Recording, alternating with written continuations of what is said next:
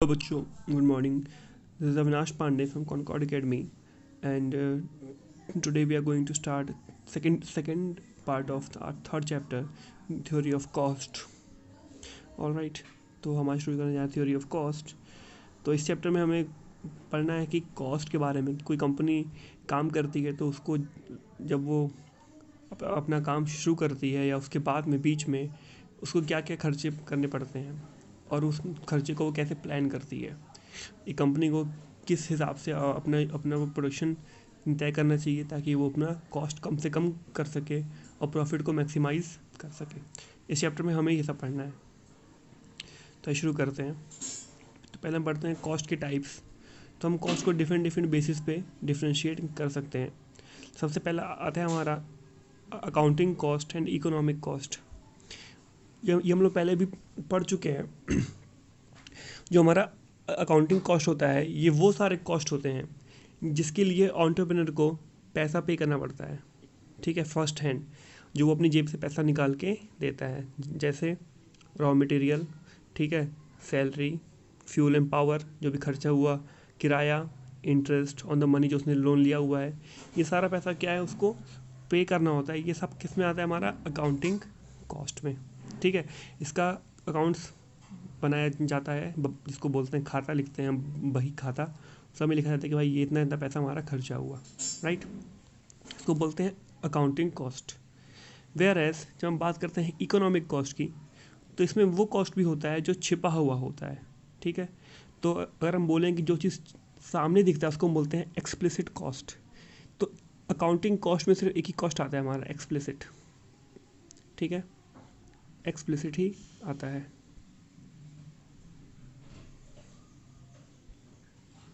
ठीक है, accounting cost में हमारा सिर्फ एक्सप्लिसिट कॉस्ट आता है.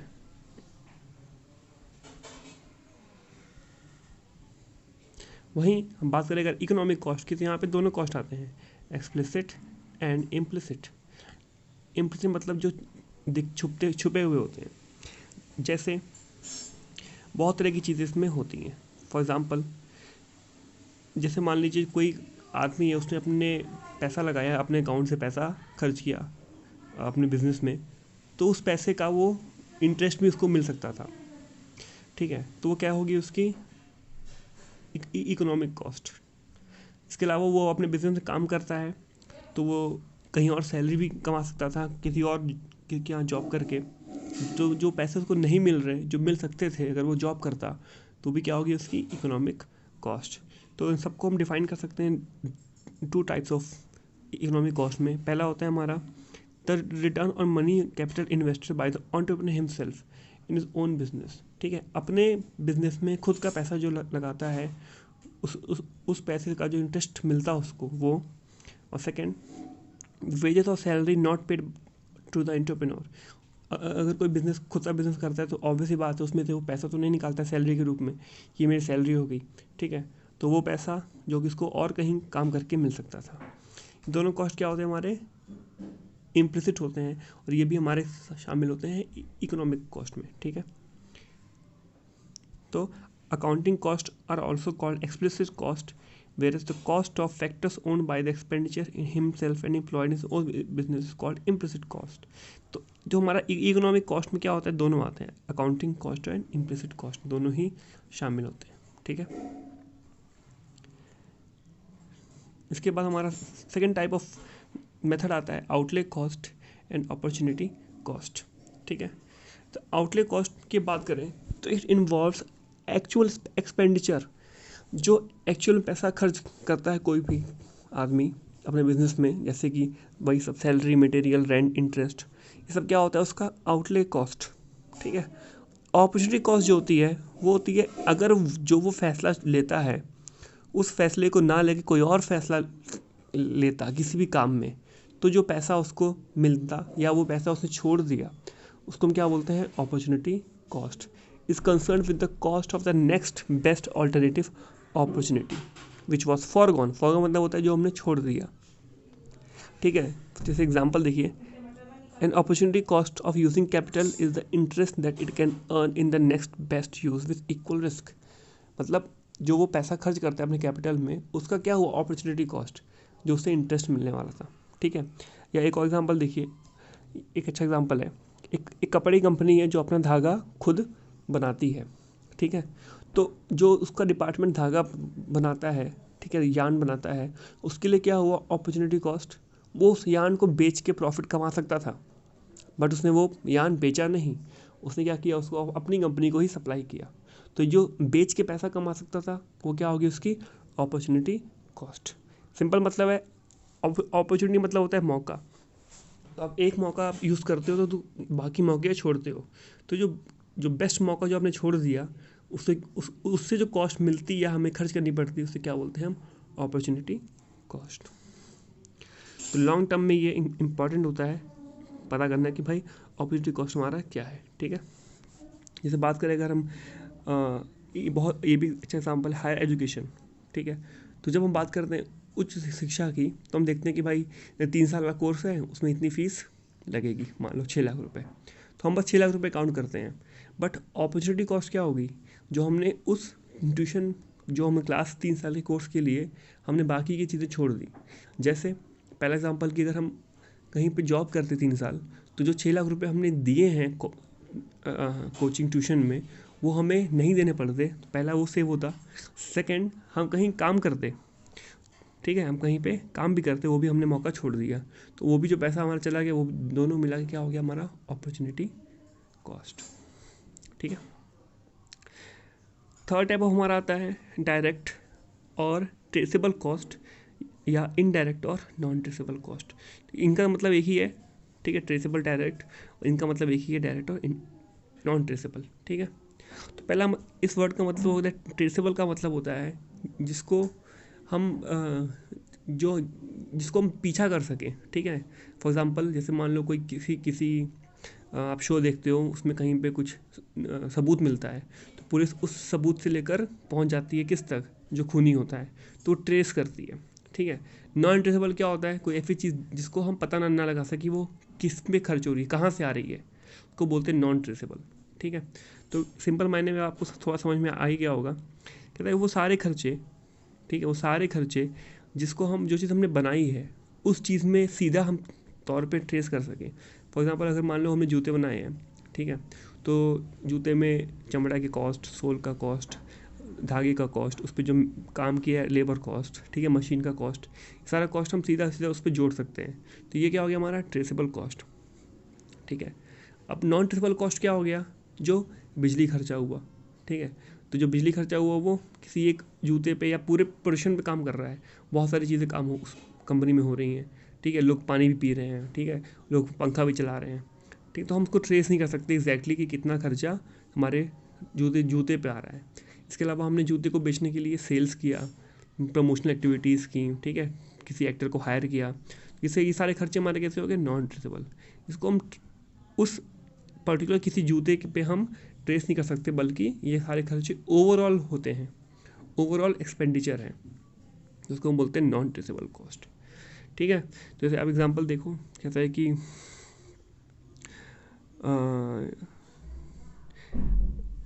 जिस नॉन ट्रेसेबल का एग्जांपल हो गया, such cost are electric power and common cost which is incurred for general operation of business benefiting all the products jointly. सभी चीज़ों का जो खर्चा होता है जॉइंटली, उसको हम क्या बोलते हैं, नॉन ट्रेसेबल कॉस्ट। अगला हमारा आता है incremental cost and sunk cost.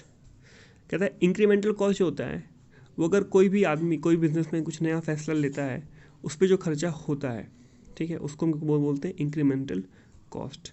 जैसे मान लो किसी कंपनी ने कुछ नया प्रोडक्ट चूज़ किया कि अपनी मशीनरी चेंज करेंगी, ठीक है, या एक नया लगाएगी फैसिलिटी, या एक नया क्लाइंट लिया, तो ये सब कॉस्ट में क्या आ गया, उसका इंक्रीमेंटल कॉस्ट। कुछ भी कोई कंपनी नया काम करना चाहती है, जो खर्चा उस पर आता है उसे हम क्या बोलते हैं, इंक्रीमेंटल कॉस्ट। इसके अलावा जो हमारा संक कॉस्ट होता है, वो होता है कि जो एक बार हमने बिजनेस करने के लिए जो हमने कॉस्ट खर्च कर दिया चीज़ों पे, जो लौट के वापस नहीं आएगा, उसको बोलते हैं संक कॉस्ट, ठीक है। Which are already incurred once and can not be recovered, उसको बोलते हैं संक कॉस्ट। ये होते हैं हमारी पास्ट कमिटमेंट होती हैं, ठीक है। एग्जाम्पल देखिए, बहुत अच्छा एग्जाम्पल दिया हुआ है। तो मान लीजिए जो हमने पैसा किया एडवर्टाइजिंग पे, रिसर्च डेवलपमेंट पे, ठीक है, कोई अच्छी इकोनॉमिक वे, या हमने अपने फैक्ट्री में रेलवे लाइन बिछवाई, ये सब क्या होंगे हमारी संक कॉस्ट। ये क्यों इंपॉर्टेंट है?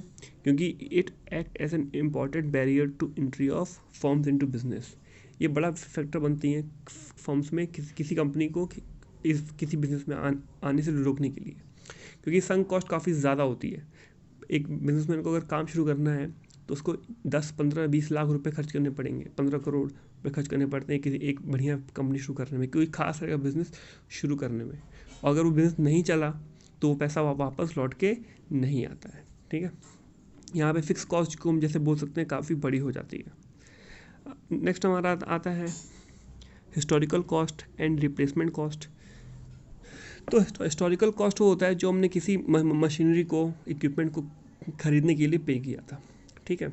और रिप्लेसमेंट कॉस्ट क्या होता है? उस मशीनरी को जब हम रिप्लेस करेंगे तो जो खर्चा आएगा उसको हम क्या बोलते हैं? Replacement cost. और जनरली क्या होता है कि जो हमारा रिप्लेसमेंट कॉस्ट होता है वो ज़्यादा होता है हिस्टोरिकल कॉस्ट से, बिकॉज चीज़ें लगातार कुछ टाइम पे महंगी होती जाती हैं। मान लो मैंने एक मशीन लगाई आज, तो वो मेरे को पड़ रही है 1 लाख की, 5 साल बाद वो मशीन पुरानी हुई घिस गई, मेरे को चेंज करनी है, तो मेरे को वो मशीन पड़ रही है 1,20,000 की। तो हमारा जो हिस्टोरिकल कॉस्ट होगा वो 1 लाख, और जो रिप्लेसमेंट कॉस्ट होगा वो 1,20,000। अगला हमारा आता है प्राइवेट कॉस्ट और सोशल कॉस्ट। ना प्राइवेट कॉस्ट क्या होता है? जो फर्म को पे करना पड़ता है, ठीक है, जिसके लिए फर्म पे करती है, ठीक है। सारे खर्चे होते हैं, एक्सप्लिसिट और इम्प्लिसिट दोनों, ठीक है। यानी कि इकोनॉमिक कॉस्ट और अकाउंटिंग कॉस्ट दोनों को हम काउंट करते हैं प्राइवेट कॉस्ट के अंदर, ठीक है। ये सब कंपनी का फैसला होता है, ठीक है। कंपनी जो भी एक्टिविटी काम करेगी सारे उसको कंपनी को पे करनी पड़ती है, ठीक है। इसके अलावा जो सोशल कॉस्ट होता है ये कंपनी पे नहीं करती, कौन पे करता है? पूरी सोसाइटी पे करती है, ठीक है। जैसे अगर कोई और इसके लिए जो कंपनी होती है वो पैसे किसी को पे नहीं करती, वो जो चीज़ फ्री यूज़ करती है, जो सबके रिसोर्सेज हैं, ठीक है। जैसे हमने हवा, पानी, रोडवे, ये सब यूज़ करती हैं, राइट। इसके अलावा इसका एक और कॉस्ट पे करना पड़ता है जो इन टर्म्स ऑफ पोल्यूशन आता है, एयर, वाटर और इन्वायरमेंटल पोल्यूशन। ये जो कॉस्ट होता है इसको क्या बोलते हैं? सामाजिक, यानी कि सोशल कॉस्ट। पैसे के टर्म में नहीं, सोशल कॉस्ट में, ठीक है।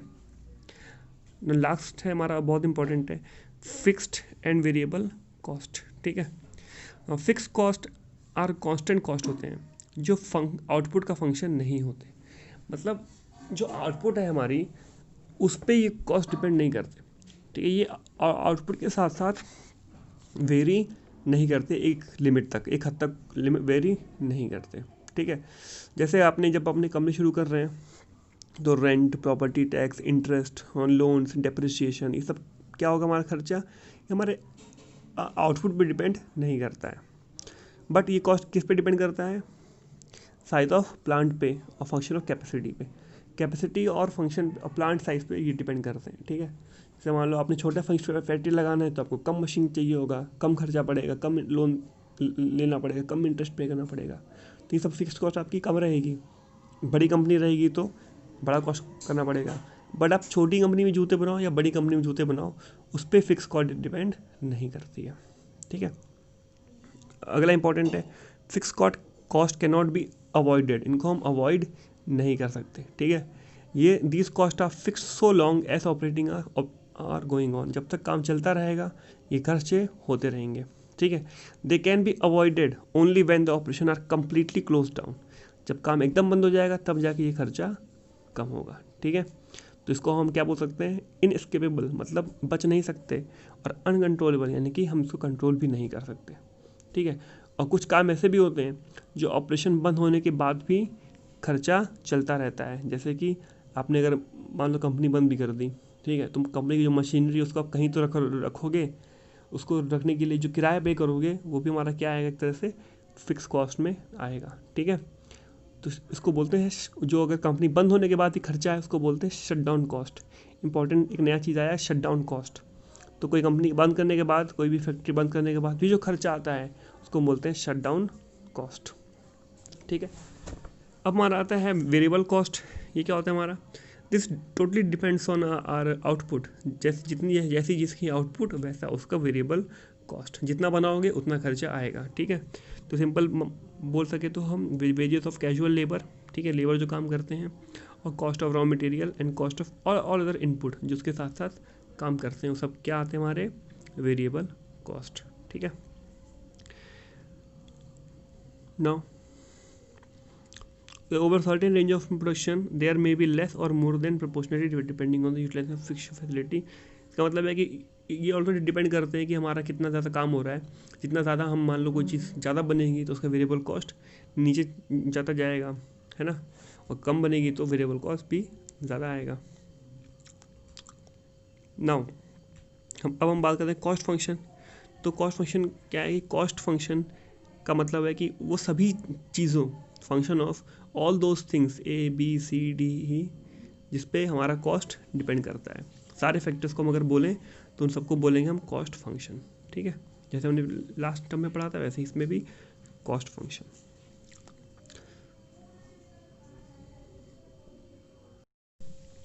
इसके बाद हमें इस चैप्टर में पढ़नी है दो चीज़ें, एक शॉर्ट रन और उसके बाद हमारा आएगा लॉन्ग रन। ठीक है, तो अभी हम पढ़ते हैं शॉर्ट रन। तो शॉर्ट रन में या लॉन्ग रन हमें तीन चीज़ें पढ़नी है, total cost, fix cost and variable cost. ठीक है, तो इन चीज़ों को हम बारी बारी समझते हैं पहले। तो हमें एक चीज़ हमें देख ली, टोटल फिक्स कॉस्ट क्या होती है, वेरिएबल कॉस्ट क्या होती है, और टोटल कॉस्ट होती है इन दोनों का सम। ठीक है, total cost is equal to fixed cost plus variable cost. ठीक है, अब हमें देखना है कि शॉर्ट रन में ये कैसे बिहेव करती हैं, फिर हम पढ़ेंगे लॉन्ग रन में कैसे बिहेव करती हैं। Now it says that there are some factors which can be easily adjusted with change in the level of output. A firm can readily employ more workers if he has to increase output. Now similarly it can purchase more raw material and expand function.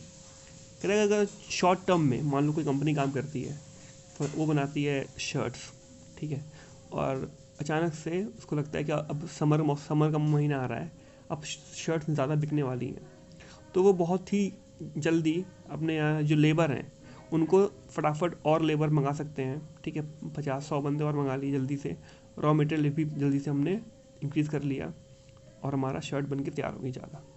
तो जो short term में जो चीज़ें easily adjust हो सकती हैं, very कर सकते हैं, वो सब क्या होते हैं हमारे वेरिएबल कॉस्ट को हम, वेरिएबल फैक्टर्स जो होते हैं हमारे, उनको हम ईजिली चेंज कर सकते हैं। ठीक है, वहीं पे अगर बात की जाए, कुछ फैक्टर ऐसे होते हैं जिनको हम इजीली चेंज नहीं कर सकते, जैसे बिल्डिंग हो गया, कैपिटल, इक्विपमेंट और टॉप मैनेजमेंट टीम। ठीक है, तो जो हमारे वर्कर को तो हम चेंज कर सकते हैं, ठीक है, वर्कर और मंगा लिया हमने 100, 150, 200, बट हम जो टॉप मैनेजमेंट है उनको हम इजीली चेंज नहीं कर सकते। ठीक है, उसके लिए हमें चाहिए होता है लंबा टाइम। तो शॉर्ट रन और लॉन्ग रन में ये डिफरेंस होता है। शॉर्ट टर्म में हम चीज़ें चेंज कर सकते हैं, ठीक है, कुछ चीज़ें वो कौन सी होती हैं, वेरिएबल चीज़ें, और लॉन्ग रन में हम वेरिएबल फैक्टर्स और फिक्स फैक्टर दोनों को हम चेंज कर सकते हैं। ठीक है, यही हमारा डिफरेंस है शॉर्ट टर्म में और लॉन्ग टर्म में। अब हम देखते हैं हमारा फिक्स कॉस्ट का ग्राफ कैसा होता है। ठीक है, शॉर्ट टाइम में हमारा फिक्स कॉस्ट कैसा होता है। मान लो एक कंपनी को ने अभी 1 साल के लिए हम बात करें शॉर्ट टर्म में, तो कंपनी ने अपनी कंपनी शुरू की है, तो उसको जो भी खर्चे उसे एक बार दे देने हैं फिक्स कॉस्ट, यानी कि लैंड का खर्चा, ठीक है, रेंट का खर्चा, ठीक है, इसके अलावा इंटरेस्ट जो उसने लोन लिया हुआ है, ठीक है, सब खर्चा क्या हो गया, उसका फिक्स कॉस्ट हो गया। जो उसने अपने मशीनरी खरीदी, इक्विपमेंट, तो उसे खरीद लिया एक बार, राइट। तो अब वो चाहे 100 बनाए चीज़ें या 200 बनाए चीज़ें या 1000 बनाए चीज़ें, 1000 जूते बनाए, 400 जूते बनाए, ये कॉस्ट क्या होगी, चेंज नहीं होंगी। मशीन उसके यहाँ उतनी लगेंगी, ठीक है, उसके यहाँ जो ज़मीन है वो उतनी रहेगी, फैक्ट्री का साइज़ उतना ही रहेगा, जो उसने पैसा लोन लिया हुआ है उसको वो उतना ही पे करेगी, चाहे वो ना बनाए चाहे वो पूरे दिन रात बनाए। ये सारे खर्चे कैसे हैं, उसके पास फिक्स कॉस्ट, एक बार पैसा खर्च हो चुका है। तो आउटपुट कितना भी बढ़ेगा, ये कॉस्ट हमारी क्या बढ़ेगी, नहीं। ऐसा होता है क्या कि आपने मान लो कि किसी ज़मीन ली किराए पे और आपने 100 जूते की जगह अगले महीने 400 जूते बनाए, तो आके बोलेगा अरे आपने 400 जूते बनाए तो आप हमको किराया थोड़ा एक्स्ट्रा दो। ऐसा नहीं होता है, उसने आपको ज़मीन दे दी, किराया फिक्स कर दिया, आप उसको किराया पे करते रहोगे। तो ऐसे खर्चे जो आउटपुट के साथ वेरी नहीं करते, ठीक है, आउटपुट अगर बढ़ेगा तो वो खर्चा नहीं बढ़ेगा, उनको हम बोलते हैं फिक्स कॉस्ट। तो ग्राफ कैसा हो गया इसका, straight line parallel to X axis. किसी पॉइंट पे हम लें, हमें वैल्यू क्या मिलेगी, सेम। सेम वैल्यू क्या है हमारी ये, ठीक है, ये हमारी क्या हो गई value, same value of costing. ठीक, तो हो गया हमारा फिक्स कॉस्ट जो हमारा कम्प्लीटली फिक्स्ड है। अब आते हैं कम्प्लीटली वेरिएबल कॉस्ट, यानी कि लेबर, ठीक है, रॉ मटेरियल, बिजली का खर्चा, ठीक है, बिजली का खर्चा मतलब जो फिक्स्ड कॉस्ट को हटा के जो खर्चा है उसे क्या बोलते हैं वेरिएबल कॉस्ट। ठीक है, सब इस हमारे कैसे खर्चे हो गए, फ्यूल का खर्चा वेरिएबल कॉस्ट, जितना बनाएंगे उतना खर्चा होगा। ठीक है, ज़्यादा बनाएंगे तो ज़्यादा खर्चा होगा, कम बनाएंगे तो कम खर्चा होगा। तो ये डिपेंड करता है हमारे आउटपुट पे।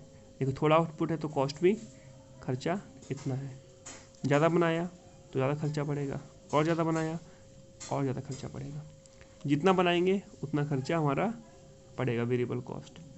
तो ये सिंपल डिफरेंस हो गया फिक्स कॉस्ट और वेरिएबल कॉस्ट में। तो एक कंपनी को फिक्स कॉस्ट भी पे करना है, वेरिएबल कॉस्ट भी पे करना है। ठीक है, तो सिंपल टर्म से अगर इन दोनों ग्राफ को हम ऐड कर दें तो हमारा ग्राफ कैसा बनेगा, कुछ इस तरह का। ठीक है, जिसमें यहाँ से यहाँ तक का जो हमारा पार्ट है ठीक है हमारा फिक्स्ड कॉस्ट, और उसके ऊपर का जो पार्ट है क्या हमारा वेरिएबल कॉस्ट। ठीक है, फॉर एग्जांपल अगर किसी कंपनी मान लो 1 लाख रुपए इन्वेस्ट किए हैं शुरुआत में, कंपनी शुरू करने में, मशीनरी, लैंड, लेबर सब कुछ करने में, उसकी फिक्स कॉस्ट क्या हो गई 1 लाख। अब चाहे वो 0 बनाए उसका 1 लाख रुपए तो खर्च होना है, राइट। एक भी ना बनाए तो उसके 1 लाख रुपए खर्च हो चुके, ये उसका टोटल कॉस्ट आ गया। अब मान लो उसने 100 जूते बनाए तो 100 जूते बनाने का खर्चा आया 10,000 रुपये। मान लो उसने बनाए 100 जूते तो खर्चा कितना आया, यह यहाँ इस पॉइंट पे तो 1 लाख ये और 10,000 और टोटल खर्चा कितना हो गया 1,10,000। जितना बनाएगी उतना ज़्यादा खर्चा 1 लाख में ऐड होता जाएगा। तो ये ग्राफ हमारा किसका हो गया, टोटल कॉस्ट का। ठीक है, क्या हो गया हमारा सेमी वेरिएबल कॉस्ट, यानी कि टोटल कॉस्ट शॉर्ट टर्म में। ठीक है, नाउ बड़ा इंपॉर्टेंट चीज़ है। ठीक है, ये आपको पेपर में ऐसा पूछा जाएगा कि इसमें से कौन से हमारे स्टेप वेरिएबल कॉस्ट होते हैं। ठीक है, now there are some cost which can neither perfectly variable nor absolutely fixed in relation to change in size of output. अब कुछ ऐसे खर्चे होते हैं जिसको हम ना फिक्स में काउंट कर सकते हैं पूरी तरीके से, ना वेरिएबल में काउंट कर सकते हैं तरीके से। तो इनको हम क्या बोलते हैं स्टेप वेरिएबल कॉस्ट। ठीक है, जैसे बिजली का खर्चा हो गया, तो आप अगर बिजली बिल्कुल भी ना खर्च करो अपने घर में तो भी आपका महीने का कुछ ना कुछ 200 रुपये के आसपास बिल आएगा। ये क्या होता है हमारा, इसको हम बोलते हैं फिक्स चार्जेस। अगर आप बिल पढ़ोगे अपना तो लिखा होता है फिक्स्ड चार्जेस, और आपने जिस हिसाब से बिजली खर्च की तो 500, 700, 1000 रुपये आपके क्या आते हैं कंजप्शन चार्ज। तो जो टोटल बिल कितना आता है आपका 500 + 200 700 रुपये। Now what does it mean, it means कि जो 200 रुपये वो क्या हमारा फिक्स्ड और ये क्या हमारा वेरिएबल। उसके साथ ऐसा भी होता है कि जैसे जैसे हम बिजली ज़्यादा यूज़ करते हैं वैसे वैसे बिल भी हमारा रेट बढ़ता जाता है। जैसे अभी आप लोगों का बिजली बिल, हमारे अकाउंट में जब बिजली बिल जब आया है तो इस बार रेट ज़्यादा बढ़ गया है, बिकॉज इस बार हमने ज़्यादा कंज्यूम किया है। तो नॉर्मली क्या होता है, जैसे आपने 400 यूनिट खर्च किया तो आपका रेट 5 रुपीज़ पर यूनिट होता है, 400 से 600 यूज़ करते हैं तो रेट 6 हो जाता है। तो ऐसे आपका रेट इंक्रीज़ भी होता है। ठीक है, इसके अलावा एक और एग्जांपल हो सकता है कि आपके पास कोई सुपरवाइज़र है या कोई फोरमैन है। ठीक है, तो आपने रखा है कि भाई 5 लेबर के ऊपर एक फोरमैन आपने रखा हुआ है।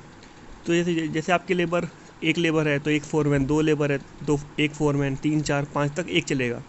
जैसे लेबर 6 होंगे तो आपको एक फोरमैन और इंक्रीज़ करना पड़ेगा, तो आपने एक और इंक्रीज़ कर दिया। फिर कुछ टाइम तक वो आपका काम चलता रहा 2 से, फिर आपको इंक्रीज़ करना पड़ेगा अचानक से। तो ऐसे केसेस में जब भी आपको स्टेप बाय स्टेप चलता है कि पहले कुछ चलता है फिक्स, फिर इंक्रीज़, फिर फिक्स, फिर इंक्रीज़, फिर फिक्स, तो इनको हम क्या बोलते हैं स्टेप वेरिएबल कॉस्ट।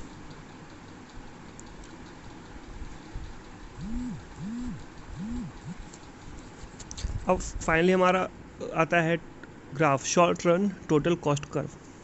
ठीक है, तो ये हमारा दोनों ग्राफ का कंबाइन है, यहाँ पे सब कुछ हमारे बात करते हैं इन टोटल के टर्म्स में, total variable cost, total fix cost and total cost. जो जैसे हमारा TFC है, हमारा टोटल फिक्स्ड कॉस्ट, ठीक है, ये हमारा क्या रहता है, हमेशा फिक्स रहता है, चाहे कोई भी आउटपुट हो ये फिक्स रहता है, राइट। फिर जो हमारा TVC है, इसका आप देखोगे कि जो ग्राफ है वो पहले शुरुआत में बढ़ तो रहा है पर कम रेट से, है ना, डिक्रीजिंग रेट से है, फिर ये अचानक से इंक्रीजिंग रेट से बढ़ना शुरू होता है इस पॉइंट पे आके, ठीक है। तो ऐसा क्यों होता है, जैसे हमने लास्ट टॉपिक में पढ़ा था, लास्ट चैप्टर में, जब शुरुआत में जैसे एक मशीन है उस पर एक आदमी काम कर रहा है, जो हमें उससे मिलता है आउटपुट वो काफ़ी कम मिल रहा होता है। जब उसमें हम एक और आदमी लगाते हैं, दो और एक और आदमी लगाते हैं, तो अच्छा काम करते हैं, राइट, ज़्यादा उस मशीन का बेहतर उपयोग हो पाता है शुरुआत के रीजन में। जब बेहतर यूज़ होगा, ज़्यादा एफिशिएंटली काम होता है, तो क्या होता है, कॉस्ट कम हो जाती है ना, जो एवरेज कॉस्ट हमारा आ रहा होता है वो कम हो जाता है। पहले हम 100 शूज़ मान लो बनाते हैं, तो कॉस्ट हमारी आ रही थी लेट से पर शूज़ की 1000 रुपये। जब हमने शूज़ का नंबर इंक्रीज़ किया, 100 से 200 किया, तो हमारी टोटल कॉस्ट जो हमारी पर कॉस्ट आने लगी वो 990 रुपये आने लगी। तो क्या हुआ, हमारी एवरेज कॉस्ट कम हो गई। तो हमारा टोटल कॉस्ट तो बढ़ेगा, ज़्यादा जूते तो ज़्यादा शूज़, बट बढ़ने की रफ्तार कैसी है, कम है। बट आफ्टर सर्टेन पॉइंट, जब हमारे पास मशीन पूरी तरीके से यूज़ होने लगेगी, जो हमारा रॉ मटेरियल है वो ऑप्टिमम लेवल से ज़्यादा जाने लगेगा, फिर से हमारा टोटल कॉस्ट हमारी इंक्रीज़ होने लगेगी फिर तेज़ी से। तो इन दोनों ग्राफ को अगर हम कंबाइन करें, TFC और TVC को, तो हमारा आता है क्या, total cost. And total cost जो है हमारा TC is just sum of TFC plus TVC। और इसका जो स्लोप होता है वो बिल्कुल सिमिलर होता है किसके, स्लोप जो हमारा TC का होता है इज़ वेरी सिमिलर टू, बिल्कुल एग्जैक्टली इक्वल टू TVC। जैसा हमारा TVC का ग्राफ होता है वैसे ही हमारा TC का भी स्लोप चलता है, एग्जैक्टली सेम टू सेम। तो शुरुआत में ये भी कम होता है, डिक्रीजिंग रेट से बढ़ता है, ये भी हमारा डिक्रीज रेट से बढ़ता है। जब ये इंक्रीज होना शुरू करता है, ये भी हमारा इंक्रीज होना शुरू करता है। एट एवरी पॉइंट जो स्लोप होता है वो दोनों का सेम होता है। हमने अब तक पढ़ा शॉर्ट रन टोटल कॉस्ट, अब आता है हमारा शॉर्ट रन एवरेज कॉस्ट। अब ये वर्ड, जो एवरेज वर्ड का मतलब जो है, दैट इज़ नॉर्मल भाषा में टोटल अपॉन नंबर्स, ठीक है। तो total cost upon number of units. हम बात करते हैं एवरेज, किस बैट्समैन कितने एवरेज रन है, तो हम बोलते हैं कि उसने रन कितने बनाए हैं अपॉन कितने मैच खेले। सिमिलर कंसेप्ट यहाँ पे यूज़ हम करते हैं एवरेज कॉस्ट के लिए। सबसे पहले हमारा आता है एवरेज फिक्स्ड कॉस्ट। तो फिक्स कॉस्ट की बात की जा रही है, तो average fix cost is obtained by dividing the total fix cost by number of unit, यानी कि AFC is equal to TFC upon Q, है ना। अगर हमें एवरेज फिक्स कॉस्ट निकालनी है तो कितना टोटल फिक्स कॉस्ट आया उसको डिवाइड करेंगे पर यूनिट से, ठीक है। तो इसका स्लोप कैसा होगा, इसका स्लोप कैसा होता है बेटा, डाउनवर्ड्स। वाई, बिकॉज हमारा जो टोटल कॉस्ट है वो फिक्स है। तो फॉर एग्जांपल मान लेते हैं कि हमने अगर 1 लाख रुपए लगाए, ठीक है, और हमने बनाए यूनिट कितने, 100, तो कॉस्ट क्या आएगी, टोटल कॉस्ट तो तुम्हारी 1 लाख है, और 1 लाख और डिवाइड कर देंगे अगर 100 से, हमें क्या मिलेगी, एवरेज फिक्स्ड कॉस्ट, राइट। तो डिवाइड करेंगे अगर 1 लाख को 100 से, क्या आएगा हमारा, we will get wait upon 100, तो 1000 आएगा, ठीक है। पर हम जब एक यूनिट और बढ़ाएंगे तो नीचे क्या हो जाएगा, 101, तो हमारा कॉस्ट क्या हो जाएगी, थोड़ी सी कम हो जाएगी 1000 से, और बढ़ाएंगे और कम होती जाएगी। जितना ज़्यादा हम बढ़ाएंगे हमारी एवरेज कॉस्ट कम होती जाएगी, ठीक है। मान लो हमने अपनी कंपनी खोली है, तो कंपनी किराया हमारा है 10,000 रुपीज़, सिमिलर बात है। तो अगर एक आदमी रहेगा तो किराया पूरा वो देगा 10,000, 2 आदमी रहेंगे तो किराया हाफ हो जाएगा 5,000, 3 आदमी रहेंगे तो 3,333, 4 रहेंगे तो 2,500। तो जैसे जैसे हमारा बढ़ता जाएगा, जो एवरेज है पर यूनिट का वो कम होता जाएगा। सिंपल कंसेप्ट है। फिर आता है हमारा एवरेज वेरिएबल कॉस्ट। ठीक है, तो average variable cost is found out by dividing the total variable cost by number of unit, यानी कि AVC is equal to TVC upon Q, where Q is the number of units produce. ठीक है, ना average variable cost normally falls as output increase from zero to normal capacity, यानी कि शुरुआत में क्या होगा, जब हमारा आउटपुट कुछ भी नहीं है, ज़ीरो है, ठीक है, जैसे जैसे हम उसको बढ़ाना शुरू करेंगे, ठीक है, जैसे जैसे हमारा 1 से 2 होगा, 2 से 3 4 होगा, शुरुआत में क्या होता है कि हमारी जो वेरिएबल कॉस्ट होती है वो डिक्रीज़ होती है। ऐसा क्यों होता है? क्योंकि हमने पढ़ा था कि जब शुरुआत में हम कैपिटल फिक्स खरीदते हैं तो वी हैव मोर मशीनरी, है ना, मोर लैंड, मोर इक्विपमेंट, और हमारा प्रोडक्शन कम होता है। जैसे जैसे हम प्रोडक्शन बढ़ाना शुरू करते हैं तो हमारा एवरेज कॉस्ट निकलनी शुरू अच्छी होती जाती है ना, हमारा ज़्यादा एफिशिएंटली काम होता है। ठीक है, तो शुरुआत में क्या होता है कि हमारी जो वेरिएबल कॉस्ट भी, एवरेज वेरिएबल कॉस्ट कम होती जाती है। पहले मान लो, अभी हम आके एक देखते हैं, स्केड्यूल देखते हैं, for example let's see the schedule. ठीक है, यहाँ पे अब देखिए, कहता है कि जब हमारी यूनिट पहले एक भी नहीं थी, ज़ीरो थी, है ना, हमारी जब ज़ीरो यूनिट थी तो हमारा फिक्स कॉस्ट कितना था, 1000, तो हमारा एवरेज फिक्स कॉस्ट भी अभी कुछ भी नहीं है, सब कुछ ज़ीरो में है। जैसे हमने एक यूनिट बनाया, है ना, तो हमारा खर्चा कितना आया, उसको बनाने में 50 रुपये एक्स्ट्रा लगा, तो टोटल कॉस्ट कितनी हो गई, सम कर दिया हमने 1050। एवरेज फिक्स कॉस्ट कितनी हो गई, तो एवरेज फिक्स का मतलब फिक्स कॉस्ट अपॉन टोटल, यानी कि 1000 अपॉन 1000 रही। Average AVC 50, average total cost 1050, तो माइनर कॉस्ट 50। तो अभी इसकी बात नहीं करते, हम बात करें सिर्फ एवरेज वेरिएबल कॉस्ट की। जब हमने दो बनाई यूनिट तो हमारी कॉस्ट क्या हो गई, कम हो गई, 50 से 45 ईच हो गई। पहले क्या हुआ कि शुरुआत में ये नीचे गिरा, उसके बाद फिर क्या होगा, धीरे धीरे ये इंक्रीज़ होना शुरू हो जाएगा, क्योंकि ये जो हमारा पॉइंट था लोवेस्ट पॉसिबल वाला, ये ऑप्टिमम रिजल्ट है, यानी कि इस पॉइंट पे हमें एग्जैक्टली हमारे पास उतने ही लेबर है, उतना ही रॉ मटेरियल है जितना हमें रिक्वायरमेंट है, और किसी पे एक्स्ट्रा बर्डन नहीं है, प्रेशर नहीं है। ठीक है, सबके लिए बराबर स्पेस है, काम करने के लिए बराबर रॉ मटेरियल है। ठीक है, तो हमारा क्या होगा, उस कंडीशन में कॉस्टिंग हमेशा लोवेस्ट आएगी। तो ये होता है शुरुआत में, ग्राफ क्या कैसा होगा, नीचे की तरफ गिरता है, फॉल होता है। ठीक है, तो ये देखा हमने ग्राफ, तो सबसे पहला हमारा ग्राफ था किसका, AFC का, जो हमेशा फॉलिंग होता है नीचे वाला।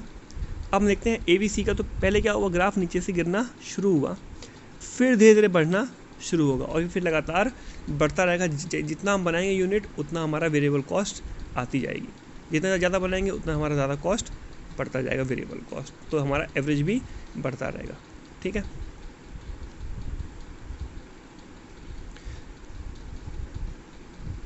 अब आता है हमारा एवरेज टोटल कॉस्ट।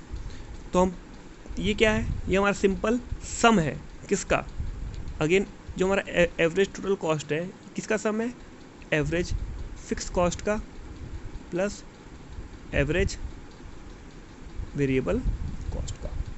तो ये क्या है, सिर्फ सिंपल सम है। तो अगर हम सम करेंगे इन दोनों ग्राफ का, अगर आप देखो इसको, हर पॉइंट पे जैसे जैसे हमारा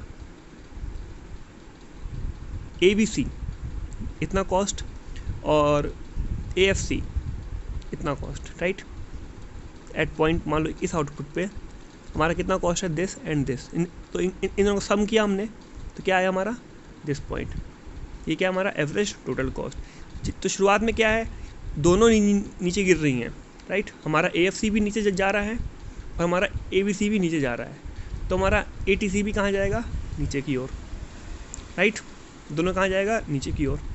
उसके बाद क्या हो रहा है, हमारा जो AFC है वो तो नीचे जा ही रहा है, बट ABC अब धीरे धीरे बढ़ना शुरू हो गया, तो एक चीज़ बढ़ रही है और एक चीज़ घट रही है, तो जो ओवर इफेक्ट आएगा वो थोड़ा थोड़ा अब चेंज होने लगेगा। तो पहले भी गिर रहा था स्पीड में, अब ये धीरे धीरे इसका स्लोप कम होने लगेगा, गिरने का रफ्तार कम होने लगेगी। And after a certain point, अब जो हमारा वेरिएबल कॉस्ट की जो इंक्रीजिंग है वो ज़्यादा भारी पड़ रही है हमारे एवरेज फिक्स कॉस्ट के डिक्रीजिंग पे, तो अब हमारा जो एवरेज टोटल कॉस्ट है वो भी अब धीरे धीरे बढ़ने लगेगा। ठीक है, आप अगर स्केड्यूल देखो तो आपको ज़्यादा समझ में आएगा कि शुरुआत में क्या हो रहा था, हमारा टोटल एवरेज फिक्स कॉस्ट भी कम हो रहा है और वेरिएबल कॉस्ट भी कम हो रहा है। तो उस केस में क्या हमारा टोटल कॉस्ट भी कम हो रहा है, right. But after certain point क्या होगा, जब हमारा ये तो कम होता जाएगा लगातार, बट हमारा जो वेरिएबल कॉस्ट है वो धीरे धीरे इंक्रीज होने लगेगा ना। एक चीज़ कम हो रही है और एक चीज़ बढ़ रही है, एक कम हो रही है और एक बढ़ रही है, तो जो इफेक्ट पड़ेगा वो थोड़ा सा डिफरेंट पड़ेगा। अब क्या हो रहा है कि अभी धीरे धीरे कम होगा, स्पीड कम हो जाएगी, बट फिर स्पीड धीरे धीरे बढ़ने लगेगी टोटल कॉस्ट की, ठीक है। पहले यहाँ देखिए 185 124, उसके बाद धीरे धीरे बढ़ना शुरू हो गया। तो ये हमारी होती है प्रॉपर्टी किसकी, एवरेज टोटल कॉस्ट की, ठीक है। तो तीन चीज़ हमने देखी अब तक, क्या, AFC always decreasing, AVC first decrease then increase, और ATC U shaped, perfect U shape के फॉर्म में आता है हमारा ATC, ठीक है। अब इसके बाद हमारा आता है मार्जिनल कॉस्ट, ठीक है। तो हम बहुत बार ये वर्ड पढ़ चुके हैं, मार्जिनल, तो हमको मतलब पता भी चल गया है। इसका मतलब होता है कि एक और यूनिट से क्या फ़र्क पड़ता है, ठीक है। तो MC हो गया हमारा delta TC upon delta TQ। For example मान लीजिए आप 5 शूज़ बनाते हो, तो आपकी कॉस्ट आती है, टोटल कॉस्ट आती है 1000 रुपीज़, ठीक है। आपने एक शूज़ और बनाया तो आपकी खर्च आई 1100 रुपये। तो आपका MC क्या हो गया, 11,000 माइनस 1000 अपॉन 6 माइनस 5, है ना। अगर आपने एक यूनिट बनाया तो 6 माइनस 5 1 आ गया, तो टोटल कॉस्ट क्या आ गई आपकी 100 रुपये। कि एक और के आने से आपका कितना बढ़ा, 100 रुपये, ठीक है। अगर आप एक साथ काफ़ी सारी चीज़ें इंक्रीज़ करते हो, एक और एग्जांपल लेके देखते हैं। मान लीजिए आपने 5 शूज़ बनाए 1000 रुपये में, और आप 8 शूज़ बनाते हो 1500 में, तो आपसे बोला जाए बताओ MC क्या है, again delta TC upon delta Q। तो चेंज कितना आया टोटल 500 रुपये, और कितने यूनिट बनाए आपने, चेंज 3 यूनिट, तो फ़र्क कितना पड़ा 300, 500 अपॉन 300, यानी कि लगभग 166.67 रुपीज़। ये होता है हमारा फॉर्मूला माइनर कॉस्ट निकालने का, तो आप निकाल सकते हो, ठीक है। और हम बोल सकते हैं अगर n की बात की जाए, 2 फॉर्मूले हैं इसके, in terms of number of unit है तो delta TC upon delta TQ। अगर हम सिर्फ एक की बात कर रहे हैं तो total cost n minus total cost n minus 1, यानी कि मान लो पूछा जाए कि आप बताओ माइनर कॉस्ट नंबर 7th की, तो total cost 7th minus total cost 6 unit, ठीक है। 7 यूनिट पूछा गया तो 7 माइनस 6 की कॉस्ट निकाल दो, तो आपको पता चल जाएगा ना। इस ऐसे शॉर्ट रन में क्या होता है, minor cost curve falls as output increases. तो शुरुआत में क्या होता है, ये नीचे गिरता है, फॉल होता है। In the beginning it start rising after a certain level of output. तो एक आउटपुट लेवल के बाद ये बढ़ना शुरू हो जाती है। अगेन ये क्यों होता है, because of law of variable proportion या law of diminishing returns, right. तो MC कर्व बिकम मिनिमम कब होता है, पॉइंट ऑफ इन्फ्लेक्शन पे, तो मैंने लास्ट चैप्टर में पढ़ा हुआ था टोटल कॉस्ट। तो कैसा कर्व होता है ये, पहले क्या होगा, ये डिक्रीज, बाद में क्या होगा, इंक्रीज। तो शेप कैसा बनेगा, इसका शेप भी यू शेप, ठीक है। तो 2 कर्व क्या हमेशा आपको याद रखने यू शेप होते हैं। एक हमारा हो गया आपका एवरेज टोटल कॉस्ट, और माइनर कॉस्ट कैसे शेप होते हैं, यू शेप। तो आप इस ग्राफ को ध्यान से देखिए और आप इसी को समझिए कि फिक्स कॉस्ट क्या होगा, लगातार कम होता जाएगा। भाई आपने किराया आपने एक बार दे दिया, अब कितना भी बनाओ किराया आपका बढ़ेगा नहीं, तो यानी कि क्या होगा, पर यूनिट जो किराया आपका डिक्रीज होता जाएगा। एवरेज क्या होगा हमेशा, भैया एक बैट्समैन ने अगर एक मैच में रन बनाए 1000 रन, उसके बाद वो हर मैच किसी मैच में 0 पे आउट होता जाएगा, तो उसका एवरेज क्या होगी, डिक्रीज होती जाएगी, क्योंकि वो और एक्स्ट्रा रन नहीं बना रहा है। सिमिलरली यहाँ पे भी एक्स्ट्रा खर्चा नहीं आ रहा है पर यूनिट के हिसाब से, तो आउटपुट बढ़ेगा पर हमारा एवरेज फिक्स कॉस्ट हमेशा डिक्रीज होता जाएगा, डिक्रीजिंग। एवरेज वेरिएबल कॉस्ट क्या होगा, शुरुआत में क्योंकि हमारे पास कैपिटल हमने लगाया ज़्यादा और हमारे पास आउटपुट बहुत कम है, जैसे जैसे आउटपुट बढ़ाएंगे तो हमारा ऑप्टिमाइज होगा, बेस्ट लेवल पे हम आते जाएंगे। तो क्या होगा, शुरुआत में कॉस्ट कम होगी बट फिर कॉस्ट बढ़ने लगेगी नॉर्मल की टाइप की। जैसे जैसे हम जितना बनाएंगे उतना हमारा कॉस्ट बढ़ेगा। फिर हमारा आता है ATC, ये भी काफ़ी हद तक सिमिलर होगा, ये भी हमारा कैसा बनेगा, यू शेप में। फिर आता है हमारा MC, ये भी कैसा होगा, सिमिलर ही ऊपर की तरफ, पहले डिक्रीजिंग फिर इंक्रीजिंग।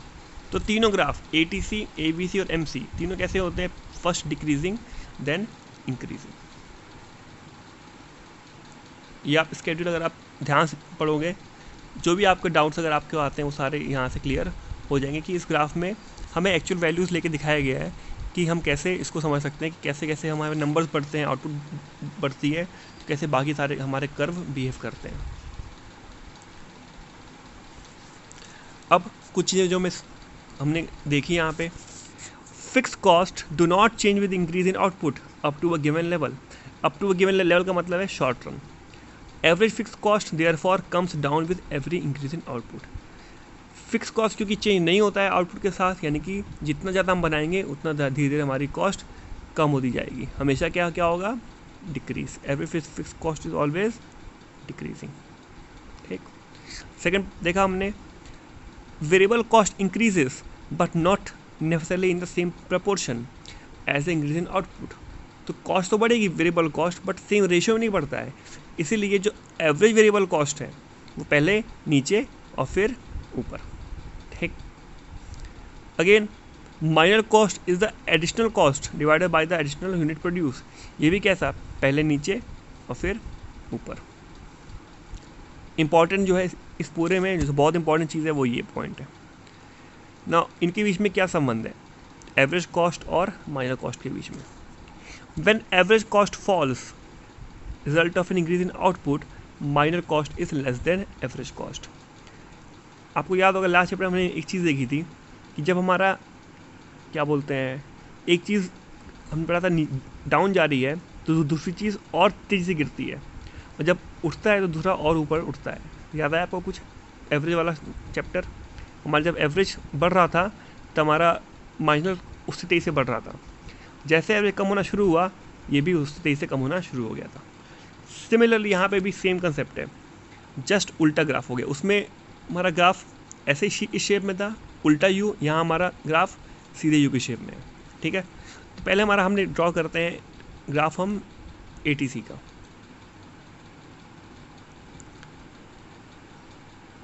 ठीक है, तो देखा हमने जब ये डाउनवर्ड्स है, जब ये नीचे जा रहा है तो हमारा माइनर कॉस्ट और स्पीड में नीचे जाएगा, पर जैसे ये बढ़ना शुरू होगा तो हमारा माइनर इससे स्पीड में बढ़ना शुरू हो जाएगा। ये हमारी प्रॉपर्टी है किसकी, एवरेज कॉस्ट की और मार्जिनल कॉस्ट की। मार्जिनल कॉस्ट जो होता है वो एवरेज कॉस्ट से हमेशा कंपीट करता है और आगे रहता है। अगर AC नीचे जाएगा तो मार्जिनल कॉस्ट उससे स्पीड में नीचे जाएगा, और AC ऊपर जाएगा तो मार्जिनल कॉस्ट उससे स्पीड में ऊपर जाएगा। ठीक है, तो आप देखिए समझ में आएगा। तो देखिए हमारा जो ABC अभी वो कहाँ जा रहा है, डाउनवर्ड्स, राइट। तो जो हमारा माइनर कॉस्ट है वो उससे भी नीचे है, राइट। तो यानी कि जब हमारा ABC नीचे जाता है तो हमारा MC उससे भी नीचे होता है, लो होता है। तो हम कह सकते हैं when ABC is falling MC is less then ABC, right.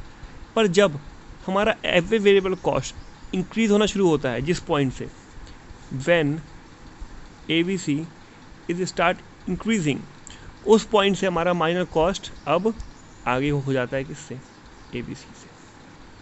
तो कह सकते हैं कि जब ABC कम हो, डिक्रीज हो रहा है तो MC उससे नीचे है, जब ABC लेस है तो MC उससे भी ज़्यादा नीचे है।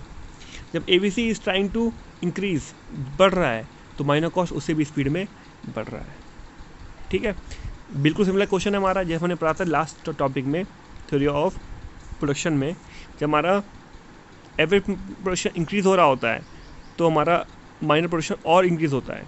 जैसे ही डिक्रीज होना शुरू होता है वैसे हमारा माइनर प्रोडक्शन इसको कट करता हुआ नीचे की ओर गिरता है। ठीक है ना, सेम यहाँ पे एग्जांपल उसका है।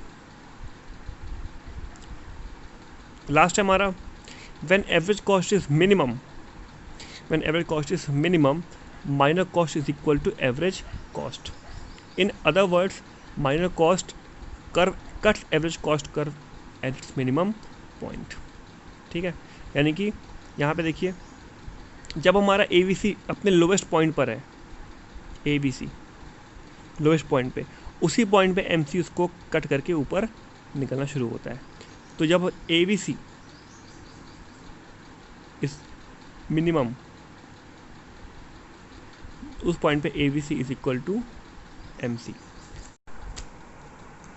तो इस ग्राफ को आपको अच्छे से समझ लेना है, इसमें हर एक चीज़ आपको नोटिस कर लेनी है, इस ग्राफ को दिमाग में फिट कर लेना है, ठीक है। क्वेश्चन, बहुत सारे क्वेश्चन आपको इस ग्राफ पे सीधा सीधा बेसिस पे पूछे जा सकते हैं, ठीक है। कि शुरुआत में कौन कहाँ होता है, AFC छोटा होता है किससे, अब कब कम होता है, ठीक है, AFC डिक्रीज़ क्यों होता है, ये सब चीज़ें आपसे पूछी जा सकती हैं, ठीक है। तो आज का हमारा ये क्लास यहीं ख़त्म होती है। हमने आज शॉर्ट रन पढ़ लिया है, अगली क्लास में हम पढ़ेंगे long run average cost curve, ठीक है, और बाकी के चैप्टर हम फिनिश करेंगे। Goodbye friends.